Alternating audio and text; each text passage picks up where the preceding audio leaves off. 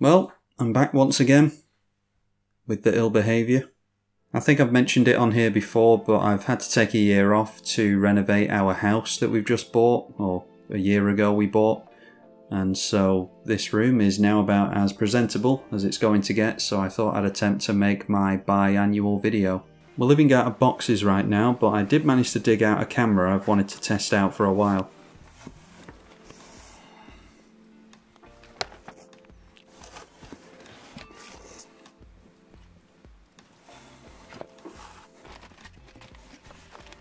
Which is the Pentax MX1. Also, Lucifer's been missing all year, and it turns out he was just hanging out in one of those boxes the whole time. Something that I should have thought of before now, really. I don't know why cats love boxes so much. What are you doing? What are you doing, Lucy? Are you ready to go in the washing machine? Is that what it is?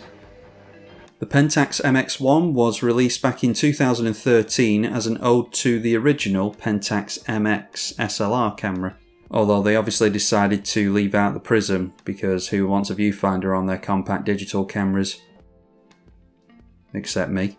The rangefinder aesthetic does look good though, so if they were to put an EVF on there, then it would have to emulate the X100 or the Lumix LX series of cameras. The MX100 holds a stabilised 12 megapixel 1 and 1.7 inch backlit CMOS sensor on a 4:3 ratio, which means that in order to make use of all the pixels on the sensor you will have to shoot at that 4:3 ratio. Personally, I decided to shoot at ratio 3:2, which reduced my resolution down to 10 megapixels, because sometimes you just don't care anymore. The lens is a variable aperture zoom ranging from 1.8 to 2.5 with a full frame equivalence of 28 to 112 mm. A 4x zoom for those of you who are a fan of the old school marketing. It's noteworthy you can also turn off the digital zoom so that you don't accidentally get pixelated images of that woman you find attractive that sits across from you on the bus on the way to work. You'll just have to sit closer and make use of the optical zoom on the camera. Creep. It is a tiny sensor on the camera, so you can still shoot it wide open consistently in order to keep your shutter speed up and still get sharp enough results. The camera's minimum f-stop is only 8 though, so if you want to go all landscape photographer on me and make sure that your stupid rocks are in focus or whatever it is that you lot do, then just beware that you can't crank it all the way down to f22. The body itself is famously made of brass, which removes any weak, creaky, plasticky feel, and instead makes it feel really solid in the hand with a weight of 391 grams, which is 13.8 ounces in old money. Weighty enough to feel confident, but not so weighty that you feel like you're back doing that one January session at the gym again, only to give up and chase a career on YouTube, even though you never actually make any videos. The brass on the body of the camera does become road worn, as we in the business call it. And with the black model in particular, this creates a certain old school camera aesthetic, which was purposefully designed this way by Pentax apparently. I don't care about aesthetics that much personally, I mean, look at me. So I decided to go for the slightly cheaper silver version, where the brass won't show through as clearly. Dials on the top of the camera include a 2-stop exposure compensation dial, a power zoom rocker, which I hate,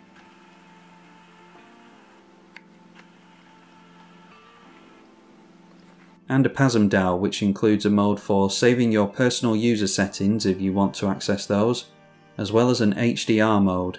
HDR uses the exposure compensation range from -2 to +2 and blends the different images together into one, hopefully, perfectly exposed image. Although this will only capture a JPEG, so no RAWs with this feature, meaning that any softness or chromatic aberration you will definitely pick up with this HDR mode is going to be much more difficult to rectify. And then it has a pop-up flash, so you have something other than your penis fiddled with between shots, and that's about all that's good for. Same goes for the flash. It does have a leaf shutter though, for all of you that do want to use that onboard flash. Speaking of the shutter, it is a really quiet leaf shutter that maxes out at 1/2000th of a second. And you can even use the electronic shutter, which maxes out at 1/8000th, so even by today's standard, the aperture and the shutter values are really good. There's no hot shoe on top of the camera, you'll notice, so that bargain price for 12 bubble levels from AliExpress won't be of much use to you here. On the back we'll find a 3-inch 1 million pixel LCD screen, which is plenty sharp and bright enough to help compose your images out in the daylight. I never struggled to see it out in the daylight, and the screen tilts as well, which is a feature that's often missing from these digicams. Plenty of buttons on the back too to make use of the manual options that the Pentax MX1 offers. And while there are manual features on the MX1, it can be pretty difficult to dial them in due to the lack of customizable dials and buttons. For instance, in manual mode, setting the aperture and the shutter is easy enough.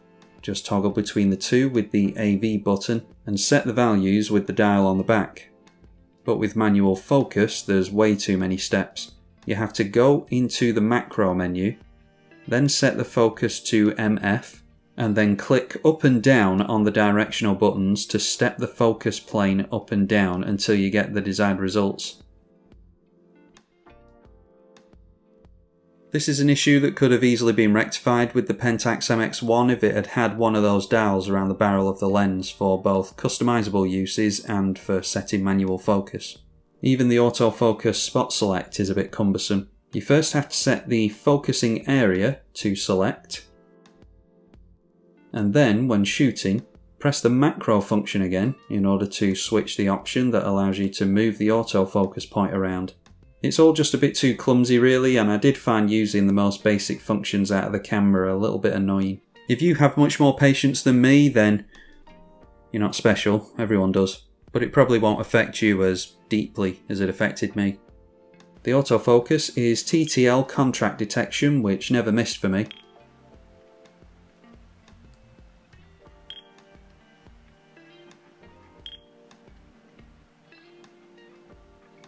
For such an old camera, I was impressed with the autofocus. Even the face detection works well. It uses SD cards too, so no weird XD cards that you have to contend with, or Memory Pro Duo, whatever that weird crap was. The dual lens and in-camera stabilisation is superb, as you would expect on a sensor this small, and it comes in handy for both low light shooting as well as video. Bear in mind that there's no mic input though if you'd ever actually be sick enough to record video on this thing, which I am. You might be more tempted to shoot video with the MX1 due to the 2-stop ND filter that it has internally. It's only 1080p 30, but you can use the onboard options to customise the colours and look of the video files. You do need to remember to turn the ND on and off between movie and stills mode though, which means you'll often accidentally shoot stills with an ND filter equipped when you didn't need to. This of course assumes that you do actually shoot video with it. I also couldn't find a way to take manual control of the shutter and aperture during video recording either, so you just have to make use of the exposure compensation dial and hope that you end up with something usable, which as a stills guy is how I always record video anyway.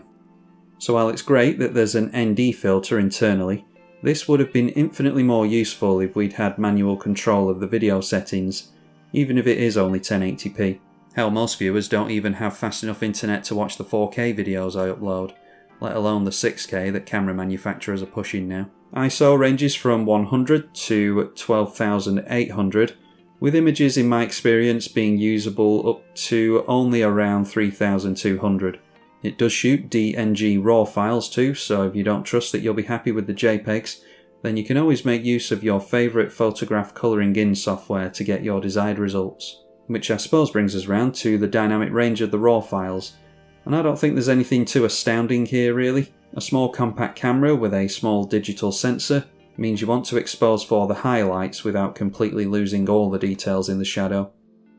As with all digital photos, you'll recover data from the shadows much more easily than you'll recover them from the highlights. The problem being that, once again, this is a small sensor, so you have to be careful not to introduce noise into the shadows when you bring data back from there. In other words, there's a real balancing act to be had. You do have to expose for the highlights, but not so much that you completely destroy your shadows. Just something to bear in mind when you're metering. One of the benefits I always point out with these little point and shoots is that they usually provide really fun macro modes. The MX1 shoots up to 1 centimetre from the subject, which is really about as close as you could hope to get without putting the subject inside the barrel of the lens.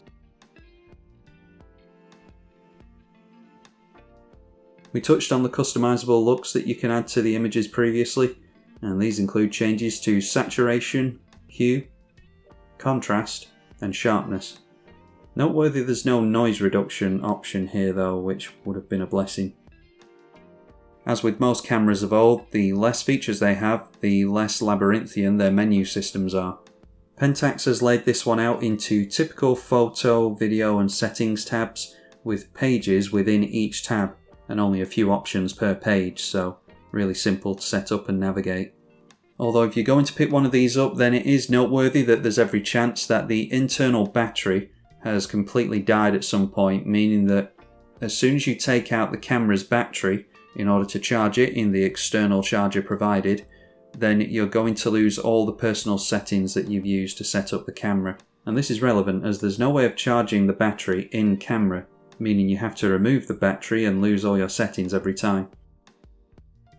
It's not the end of the world because, like I said before, there aren't a crazy number of customizable options on the camera, but it's just something to bear in mind that you will have to take note of the specific settings that you want the camera to have every time you want to re-equip it with a new battery, because you are going to have to re-input those settings every time you put a new battery in there. Now, in all fairness, this isn't an issue that's exclusive to the Pentax MX1, it's an issue with older tech in general. For instance, you might be an old Pokemon fan who has one of the old Game Boy cartridges that doesn't save anymore, which is probably a good thing because you shouldn't be playing Pokemon at your age. You should be doing stocks and shares or cheating on your wife or whatever grown men are supposed to do.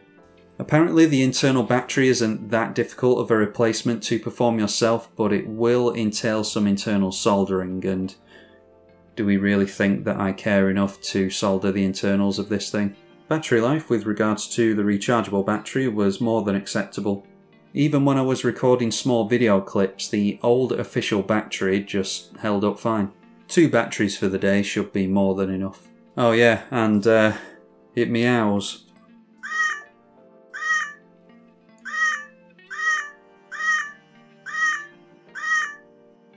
So that should come in handy.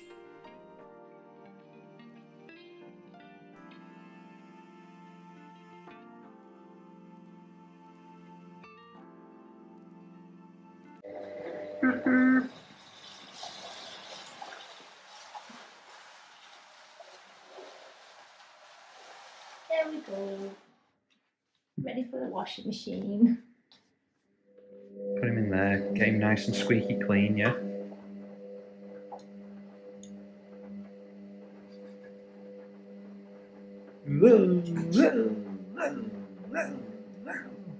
Got the dog in there as well.